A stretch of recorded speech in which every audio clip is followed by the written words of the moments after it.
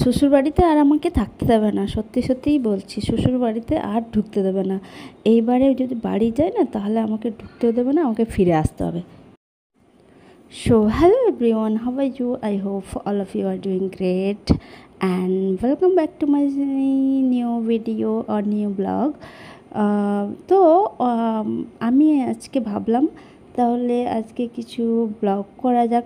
আসলে ব্লগিং করাটা একটা ইয়ের ব্যাপার, মানে ধৈর্যের ব্যাপার। এত ধৈর্য লাগে, মানে একটা কাজ, একটা ছোট একটা কাজ করতে গেলে তার উপরে ক্যামেরা স্ট্যান্ড করো। যদি যদি কেউ ক্যামেরা, মানে ফোনেই তো করতে হয়, ক্যামেরা তো নয়, ধরার যদি ক্যামেরা ধরার যদি কেউ থাকে তাহলে ঠিক আছে, ইটস ওকে। কিন্তু ফোন ধরার বা ক্যামেরা ধরার যদি কেউ না থাকে তাহলে ভিডিও করাটা খুব খুব মানে ডিফিকাল্ট আমার মনে হয়। আমার তো এতদিনে এই টুকটাক করেছি, তাতেই আমার এরকম মনে হয়। কারণ হচ্ছে তুমি যাই করো না কেন, মানে তোমাকে আগে স্ট্যান্ড আনো, ভিডিও মানে তোমার ফোন রেডি করো, তারপরে ভিডিও অন করো, তারপরে কাজ করো, আবার অন্যদিকে গেলে সেদিকে সরিয়ে নিয়ে যাও, সেখানে আবার দেখাও, এদিকে আবার নিয়ে যাও। এই করতে করতে মানে একটা কাজ যেটা তাড়াতাড়ি তুমি মানে সারতে চাইছো, তখন সেই কাজটাই ডবল হয়ে যায়, টাইম ডবল নিয়ে নেয় এরকম। সেই জন্য এত ধৈর্যের দরকার ভিডিও করতে গেলে, তো সেই ধৈর্যটাই আমার নেই। না হলে আমি এতদিনে অনেক বড় ক্রিয়েটর হয়ে যেতাম। কিন্তু আজকে আমি সকালবেলা উঠে আমার মনে হলো যে আজকে একটু ভিডিও করি, সেই জন্য একটু মাইন্ড ফ্রেশ। আর তার সাথে আমার আজকে সকাল সকাল উঠে গেছি, পুরো 6টায় উঠে গেছি। 6টায় উঠে যা যা কাজ করি ঘরে সেগুলোই করে দিচ্ছি। আসলে আমার যখন ডিউটি থাকে তখন কিন্তু সকালে এইসব ঘর ঝাড় দেওয়া, তারপরে ঘর মোছা, আর ঘরে যা এই মোছামুছির কাজগুলো এগুলো করতে পারি না। কারণ হচ্ছে ডিউটিতে যেতে গেলে তো আগে আমাকে রান্নাবান্না করে যেতে হবে, লাঞ্চ কিংবা ব্রেকফাস্ট এই দুটো তো রান্না করতেই হবে। তো সেইগুলো করতে করতে টাইম চলে যায়, পেরিয়ে যায়। তো আজকে ভাবলাম যে না, আজকে আমি আগে ঘর পরিষ্কার করব। আর ঘর পরিষ্কার করাটাই সবথেকে মানে প্রথম কাজ, আর আমি সেটাকে লাস্টে করি। লাস্টে বলতে সব কাজ হয়ে যাবে, রান্নাবান্না হয়ে যাবে, তারপরে আমি ঘর ঝাড় দেবো, তারপর ঘর মুছবো। এইগুলো উল্টো কাজ করি, পুরো উল্টো কাজ করি। সেই জন্য আমি বললাম না, এরপর থেকে আমাকে চেঞ্জ হতে হবে। আগে যেটা আগের কাজ সেটা আগে করতে হবে, পরের কাজ পরে করতে হবে। তো আজকে উঠেই এইসব ঝাড়াঝাড়ি সব করলাম, করার পরে এবার অনেকটা মানে 2টো রুম আর একটা ডাইনিং, সেই 2টো রুম পরিষ্কার করতেই আমার পুরো 2 ঘন্টা লেগে গেছে। তার মধ্যে অবশ্য আমি একটুখানি কিচেনে গিয়ে আমার জন্য একটু ব্রেকফাস্ট রান্না করেছি। ব্রেকফাস্ট বলতে ওই আর কি ম্যাগিটাকে ওই চাউমিন টাইপের কিছু সবজি দিয়ে রান্না করেছি, তো সেটা মাঝে মাঝে করেছি। আর বাকি এই যে 2টো রুম, তারপরে সামনে ডাইনিং, তারপরে এদিকে কিচেন, আর এদিকে যে ছোট্ট একটা ব্যালকনি আছে, এগুলো পরিষ্কার করতে করতেই আমার পুরো 2 ঘন্টা কেটে গেছে পুরো। তাও আমি তাড়াতাড়ি করার চেষ্টা করছিলাম, তাতেও আমার এত লেট হয়ে গেছে। তো তারপরে ওগুলো করার পরে এই যে এখানটায় কালকে বৃষ্টি হয়েছিল, এত বৃষ্টি হয়েছে যে এখানে যতগুলো আমার জামাকাপড় মেলা ছিল, মানে যখন ইভিনিংয়ে যখন বৃষ্টি হচ্ছিলো তখন আমি ভাবলাম যে ঠিক আছে একটু পরে গিয়ে দেখছি, তারপর তুলবো। ওরে বাবা, আমি যখন এসে দেখি পুরো সব ভিজিয়ে দিয়েছে, একটু একটু শুকিয়ে গেছিলো সব, সেগুলো সব ভিজিয়ে দিয়েছে। সেগুলোকে তুলে আবার ঘরের মধ্যে মিললাম। তারপরে এখানে তো জলে ভর্তি হয়ে গেছিলো, দরজাটা খোলা ছিল। যাই হোক, ওগুলো কালকেই একটুখানি এখানে জল আমি সেদিকে ঝাঁট দিয়ে বের করে দিয়েছিলাম, তো সেই জন্য এখানে তো জল জমে আছে, সেগুলোকে একটু পরিষ্কার করে একটু ঝাঁট দিয়ে দিয়ে দিচ্ছি ডিউটিতে যাওয়ার আগে। ওকে। এখন হচ্ছে সেই প্রথমে কথায় আসি যে শ্বশুরবাড়িতে আমাকে ঢুকতে দেবে কি না ঠিক নেই। কারণটা হচ্ছে যে আমি পুরো অনেক দিন থেকে আমি শ্বশুরবাড়িই যাইনি। কত দিন হলো মনে হয় 2-3 মাস হয়ে গেল। সেই পুজোর সময় আমি শ্বশুরবাড়ি গেছিলাম লাস্ট। তারপরে আর যাইনি বলতে যাওয়ার সুযোগ পাইনি, কিন্তু আমার এবার এতদিন যাইনি বলে আমার কেমন কেমন লাগছে। আমার যে কী করে যাব শ্বশুরবাড়ি, মানে বাড়ি যাবোটা কী করে বলতে কী করে যাব, সবাই রাগ করে থাকবে নাকি, বা সবাই কথা বলবে কি না, সেই সব ভাবছি আমি যে কবে আবার ছুটি নিয়ে তারপরে শ্বশুরবাড়ি যাব। অ্যাকচুয়ালি শ্বশুরবাড়ি যাওয়াটা ম্যাটার করে না, শ্বশুরবাড়ি যে মানে যখন খুশি যাওয়া যায়, কিন্তু আমার শ্বশুরবাড়িতে এত দূর হলে সেটা ঠিক আছে, যে তুমি ট্রেন বাসে চলে গেলে সেটা ঠিক আছে, কিন্তু ওই বাস স্টপ থেকে আমার শ্বশুরবাড়ি যেতে আরও অনেকটা যেতে হবে। ওখানে না হেঁটে যেতে পারবে না, ওখানে কোনো টোটো আছে না কিছু আছে।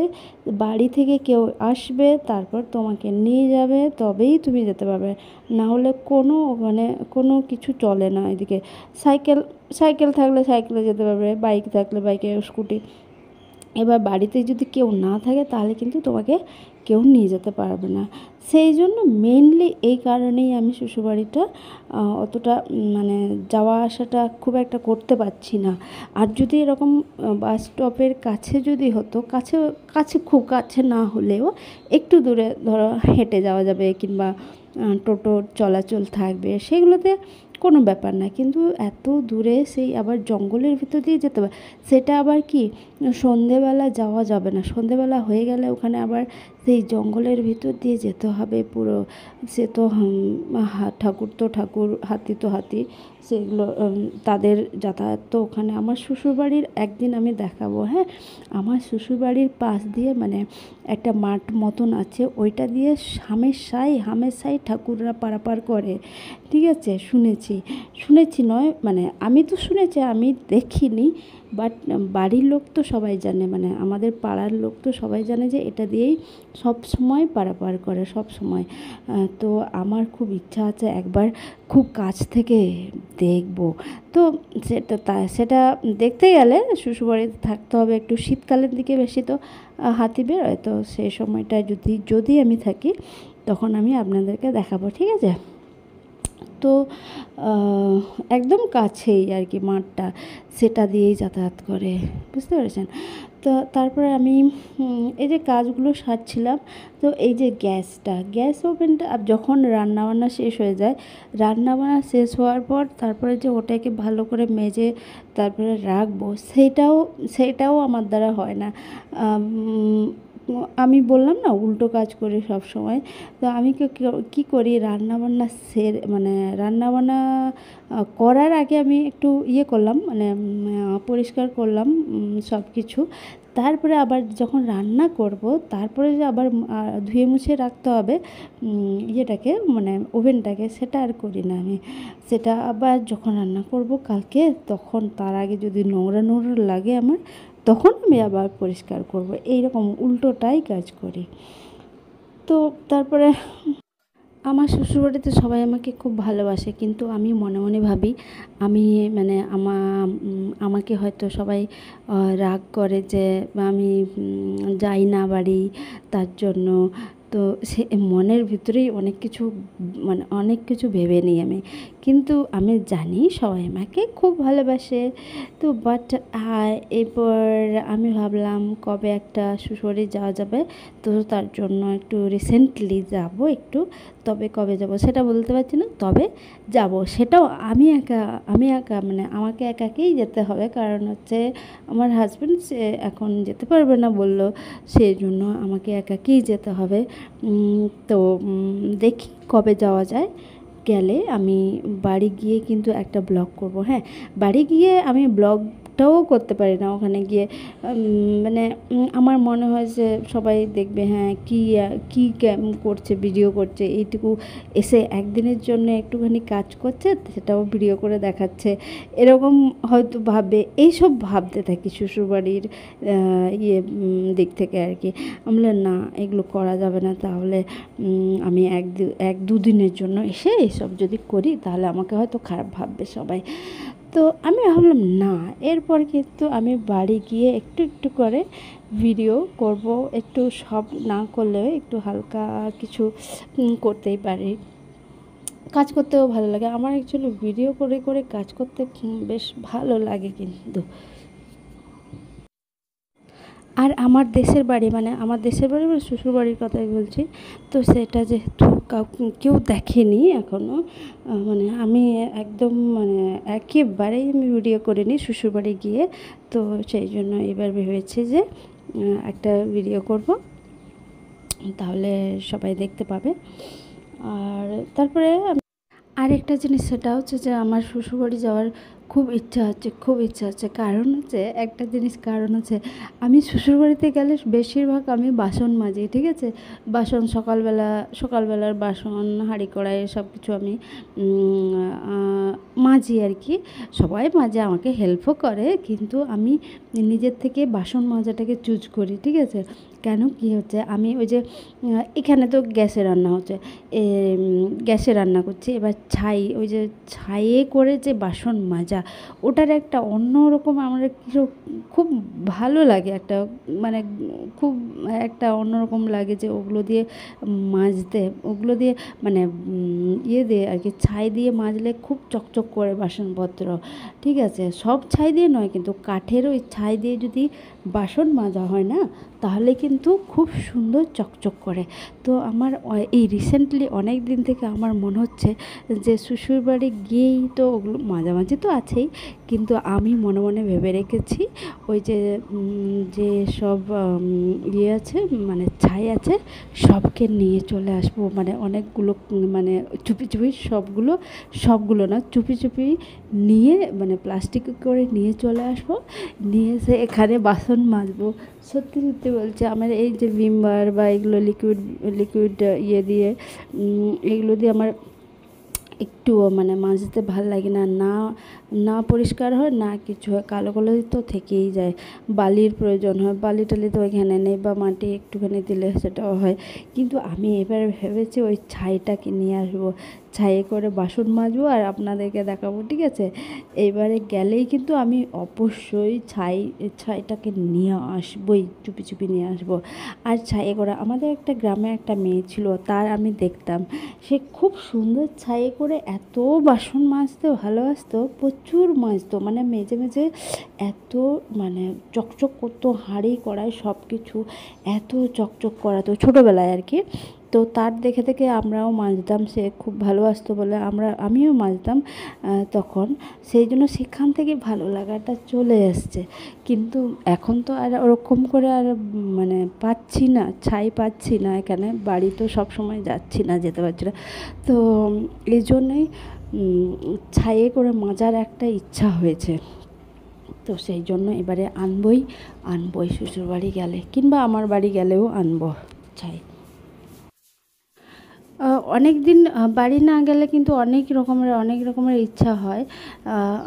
আমার বাবার বাড়ি গেলেও, সেখানেও যদি অনেক দিন না যাই, তাহলে অনেক কিছু ভেবে রাখি যে এটা করব, সেটা করব, ওটা করব। আর এখন আবার শ্বশুরবাড়ির দিক থেকে আমার একটু মনে হচ্ছে যে হ্যাঁ, বাড়ি গেলে ওটা করব, এটা করে দিয়ে আসবো।